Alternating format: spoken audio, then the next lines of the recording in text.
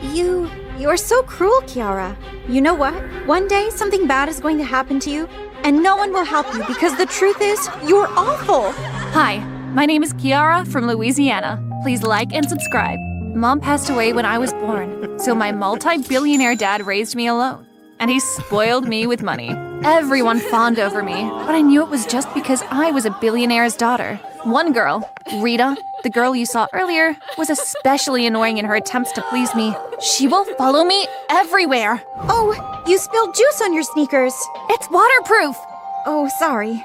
People would say she was super nice, but I thought she was too fake and itched to be rid of her. So when I invited her to my 17th birthday party and was about to cut the cake, I stepped up to her and pulled off her wig. Look, guys! Rita's hair is actually 2 inches long!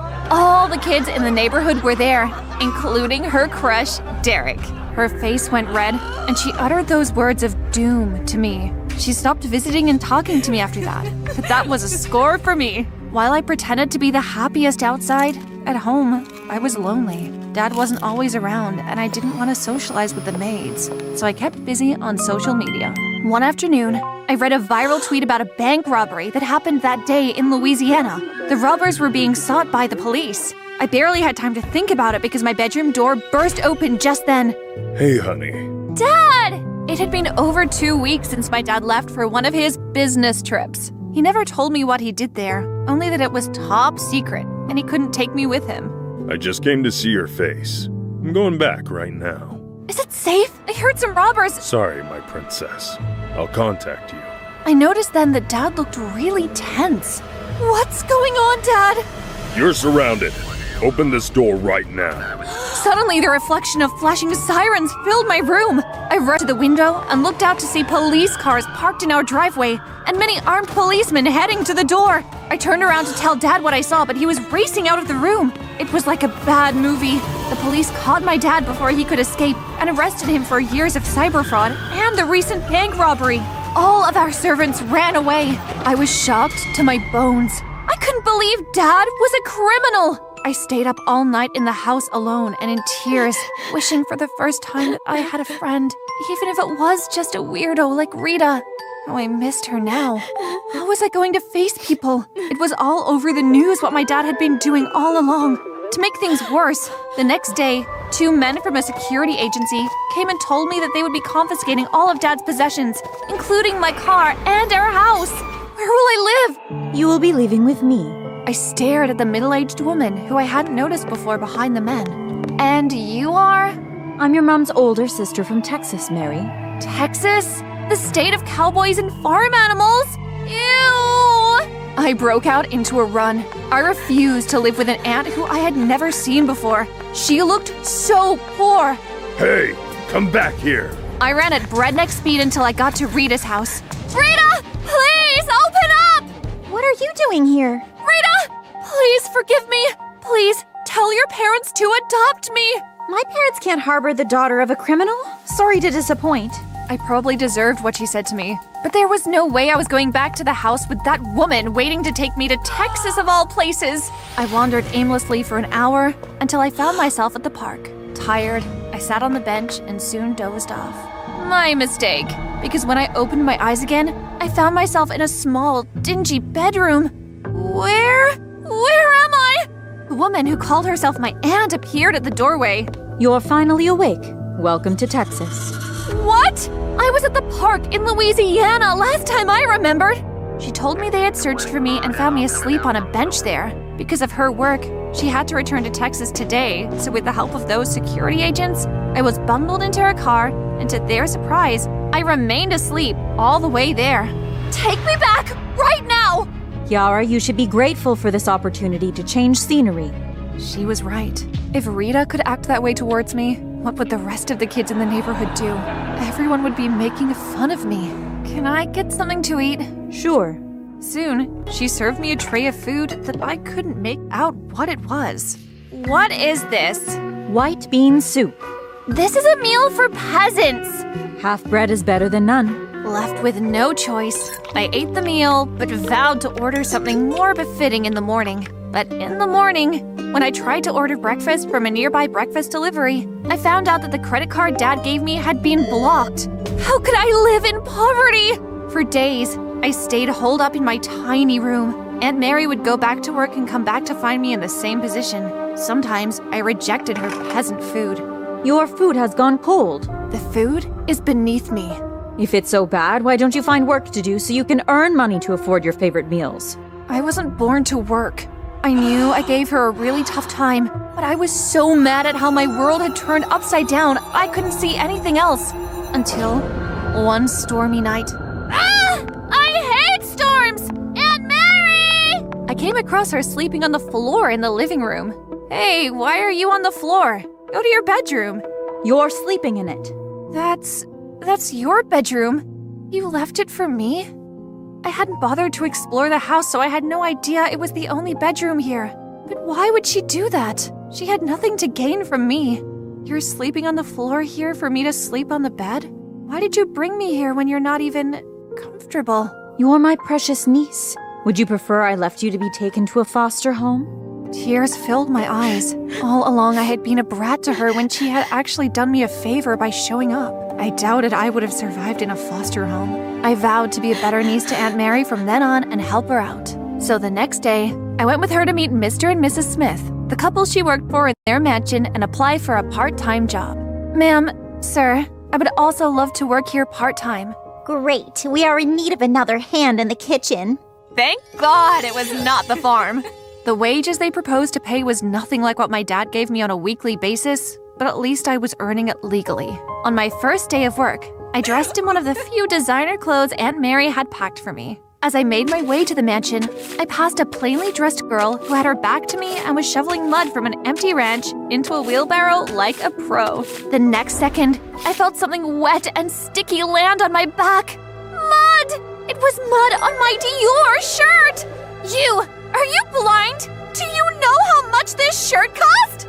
She turned around to face me, and I almost lost my footing. She was so beautiful. Bright green eyes, dark hair with bangs, a leanly built figure, and even though she was quite tall, I could tell she and I would be around the same age. Sorry, princess. I don't have eyes at the back of my head.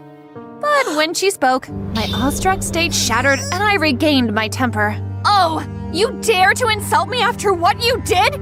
Hey, stop barking. Who wears a Dior shirt to work anyway? She even had the gulls to look amused. You witch! I rushed toward the ranch to grab some mud and throw it right back at her top. But when I looked in her eyes again, I just couldn't do it. Thank your stars, I can't bear to touch mud. Ooh, scary. Ah! She was infuriating! After my event with the silly girl, I cleaned the kitchen and went on to do my last task for the day, serve the Smiths dinner. On getting to the dining room, I froze when I saw who sat at the dining table with Mr. and Mrs. Smith. The mud girl! She had cleaned up all the dirt and wore fresh clothes, but there was no mistaking her. She gave me a huge smirk when our eyes met. Oh, Kiara, have you met our daughter Mia? Come closer and say hi. Don't be shy. Yes, Kiara, come say hi. Hi, Mia. Panicking inwardly, I quickly set the table and served their food, afraid she was going to spill everything about how I had spoken to her and get me fired. But all she did was bore holes into the side of my head with her piercing green eyes until I left. Gosh, did she not know it was rude to stare? Later, when I came to clean up the dining table, Mrs. Smith sat alone with a smile on her face to announce that Mia had chosen me to be her help. That's not a problem, right? No, ma'am. Inside, I boiled with anger. The spoiled brat wanted me to be her personal maid so she could torture me. Good. So go upstairs and let her tell you what she expects of you. I climbed the stairs to her room like it was haunted.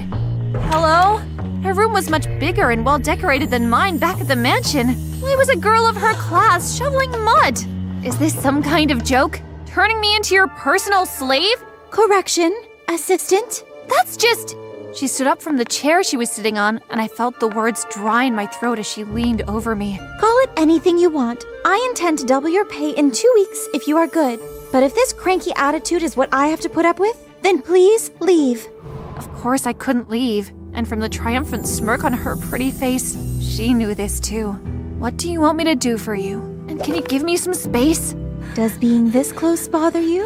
Why should I? You just smell a lot like dirty mud. It was a lie, but I wasn't going to let her win. Your task is to do whatever I ask of you.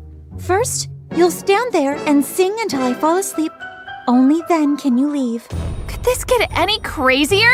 Seeing as I had no choice, I began to sing a song that could hopefully give her nightmares. Soon, I was hearing soft snores, and when I snuck a peek at her, she was sound asleep, looking like an angel.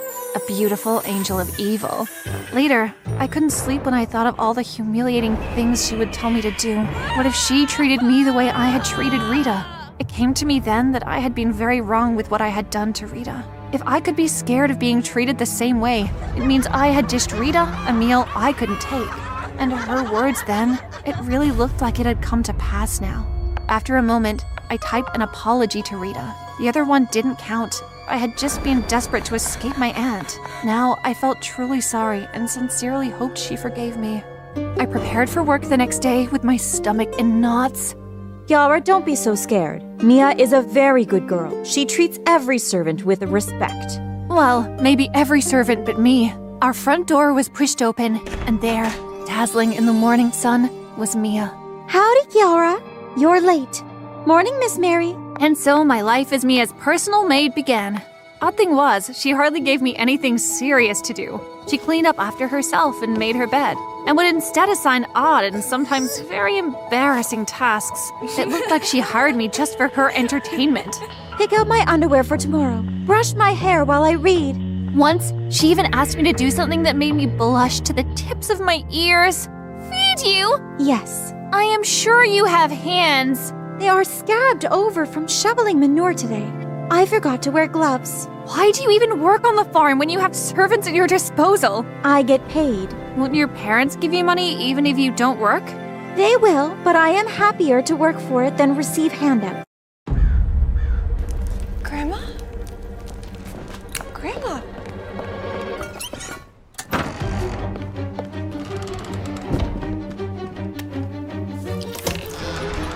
Grandma, wait! No.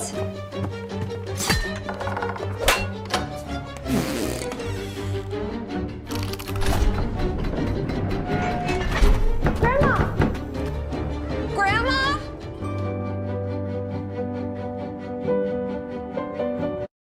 At least when I share it with the less privileged, it doesn't feel like I'm throwing away money that isn't mine in the first place. Wait, you work, get paid, then share it with the less privileged? What? It's called giving to charity. Wow. Despite the fact she was utterly annoying, my respect for her climbed very high that evening. She was a much better person than I had been when I was in her position.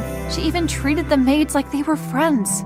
I managed to feed her a few spoons when I noticed that our faces were really close. It was as if she was going to kiss me. I need to go. Kiara! I did my best to avoid Mia after that day. I needed to sort out all the confusing feelings she was making me feel.